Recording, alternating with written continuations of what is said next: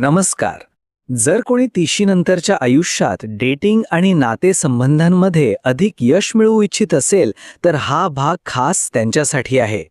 आज आपण doctor Scott ब्रॅक्स्टन यांच्या सल्ल्यातून हे जाणून घेणार आहोत की नात्यांसाठी एक मजबूत आंतरिक पाया कसा तयार करायचा. चला तर मग सुरुवात करूया. डॉक्टर ब्रॅक्स्टन यांचा हा सगळा प्रवास त्यांच्या स्वतःच्या अयशस्वी लग्नाच्या अनुभवातून सुरू होतो. लग्न मोडल्यानंतर त्यांना एक खूप मोठी गोष्ट जाणवली.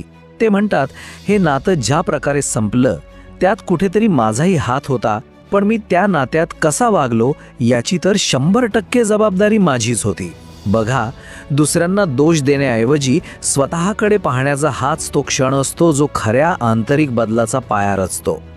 तर हे आंतरिक प्रभुत्व किंवा इनर मास्टरी म्हणजे नक्की काय?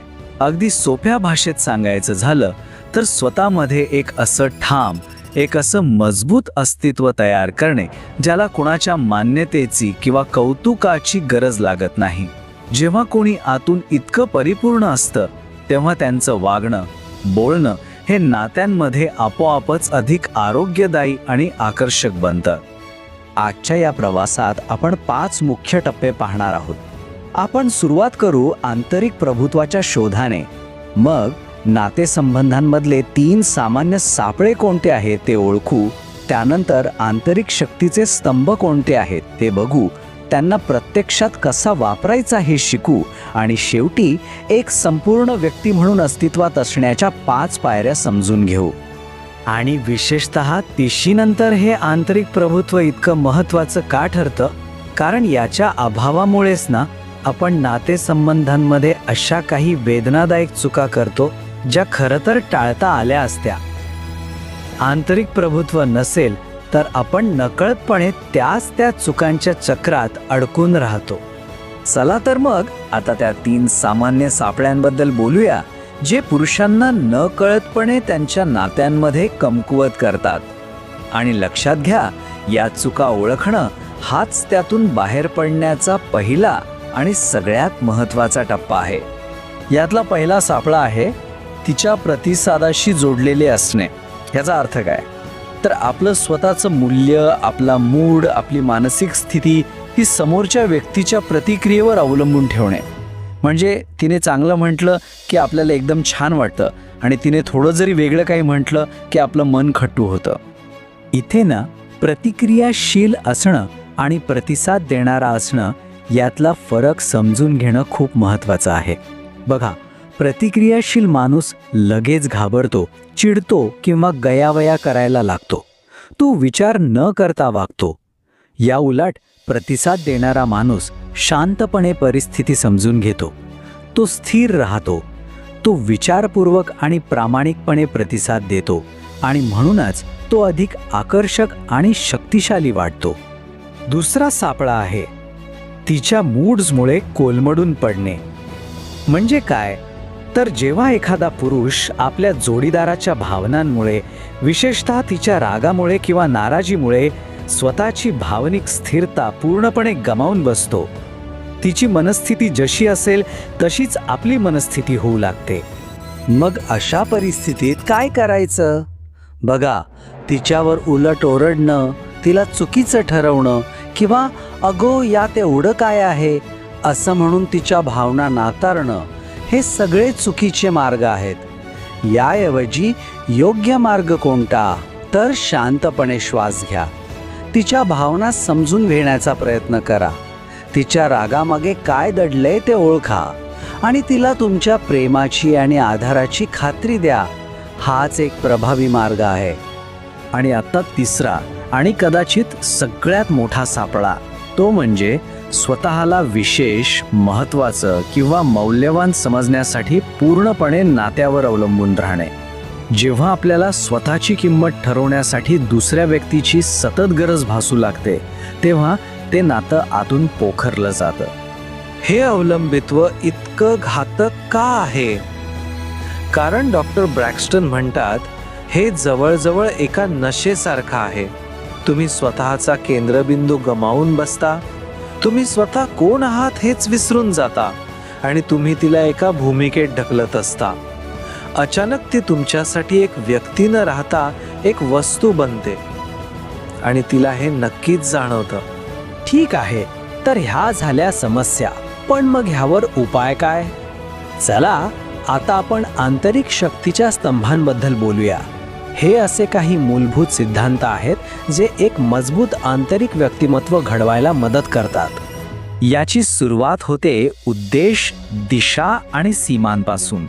ज्या पुरुषाला आपल्या आयुष्याचा उद्देश स्पष्टपणे माहीत असतो, ज्याला माहीत असतं की त्याला कुठे जायचंय, तो चुंबकीय व्यक्ती वाटतो. का? कारण त्याच्याकडे स्वतःचं एक आंतरिक कंपास असतं. तो आयुष्यात भटकटलेला नसतो. ज्यांच्याकडे आंतरिक प्रभुत्व असतं त्यांच्यात हे 4 सी गुण दिसतात, ज्याकडे स्त्रिया नैसर्गिकरित्या आकर्षित होतात. ते असतात कॉन्फिडेंट म्हणजे आत्मविश्वासी, कम्फर्टेबल म्हणजे सहज, क्युरियस म्हणजे जिज्ञासू आणि कनेक्टेड म्हणजे इतरांशी जोडलेले.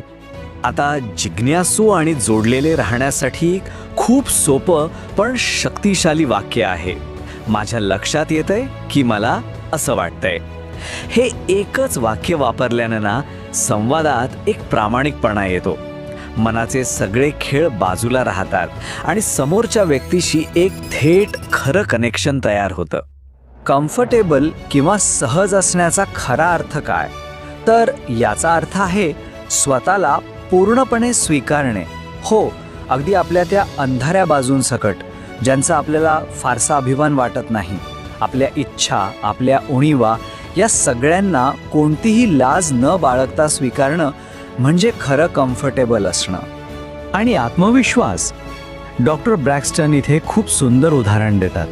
ते म्हणतात की आत्मविश्वास म्हणजे आपल्या स्वतःच्या आयुष्यात यजमान असण्यासारखा आहे. कल्पना करा, तुमच्या घरी पार्टी आहे आणि तुम्ही यजमान आहात. तेव्हा तुम्ही किती आत्मविश्वासाने वावरता? तसंच तुमच्या आंतरिक आणि बाह्य जगावर तुमचं नियंत्रण असलं पाहिजे. खरा आत्मविश्वास इथूनच येतो. बरं, आता या सगळ्या संकल्पना तर समजल्या, पण त्यांना कृतीत कसं आणायचं? कारण फक्त माहिती असून काहीच होत नाही. सराव करणं खूप महत्त्वाचं आहे. चला तर मग काही ठोस व्यायाम पाहूया. डॉक्टर ब्रॅक्स्टन 2 खूप प्रभावी लेखनाचे व्यायाम सांगतात. पहिला, अशा 3 घटना लिहा जिथे तुम्हाला तुमच्या जोडीदाराचा राग आला होता आणि मग विचार करा की तुम्ही त्यावेळी वेगळी, अधिक चांगली प्रतिक्रिया कशी देऊ शकला असता. दुसरा व्यायाम, तुमच्यासाठी नात्यात कोणत्या गोष्टी तडजोड करण्यायोग्य आहेत आणि कोणत्या अजिबात नाहीत याची एक स्पष्ट यादी बनवा. यामुळे प्रचंड स्पष्टता येते. आणि जेव्हा कधी भावनिकदृष्ट्या अस्थिर वाटेल किंवा खूप विचार येतील, तेव्हा हा एक साधा व्यायाम करून बघा. डोळे बंद करा, पोटातून खोलवर श्वास घ्या, आपले पाय जमिनीवर घट्ट रोवलेले आहेत असं अनुभवा. जणू काही पृथ्वीची शक्ती तुम्हाला आधार देत आहे. आणि स्वतःला सांगा की तुम्ही तुमचे विचार किंवा भावना नाही, तर तुम्ही ती जाणीव आहात जी या सगळ्याचा अनुभव घेत आहे.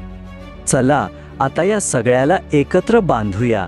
डॉक्टर ब्रॅक्स्टन यांनी आंतरिक प्रभुत्व मिळवण्याच्या या संपूर्ण प्रवासाचा सारांश देणारं एक 5 पायऱ्यांचं मॉडेल दिलं आहे. तर हे आहेत ते 5 महत्त्वाचे टप्पे. पहिला, एक मजबूत गाभा तयार करा, म्हणजे आपला उद्देश ओळखा. दुसरा, 100% जबाबदार व्हा, तुमच्या आनंदाची मालकी स्वतःकडे घ्या. तिसरा, वर्तमानात राहा, पूर्णपणे हजर आणि कृतज्ञ. चौथा, अनुभवाचे मास्टर बना, आयुष्यात खेळकरपणा आणि विनोद निर्माण करा. आणि पाचवा, आव्हानांमध्ये खंबीर राहा, सतत शिकत राहा आणि स्वतःला विकसित करा. लक्षात ठेवा, प्रत्येक पायरी ही मागच्या पायरीवर आधारलेली आहे. तर हे विश्लेषण संपवताना एक महत्त्वाचा प्रश्न स्वतःला विचारायला हवा. अस्तित्वाच्या या 5 पायऱ्यांपैकी अशी कोणती एक पायरी आहे जिथे सध्या आपल्यासाठी विकासाची सर्वात मोठी संधी आहे? या प्रश्नावर विचार करणे हाच या प्रवासाचा खरा पुढचा टप्पा आहे.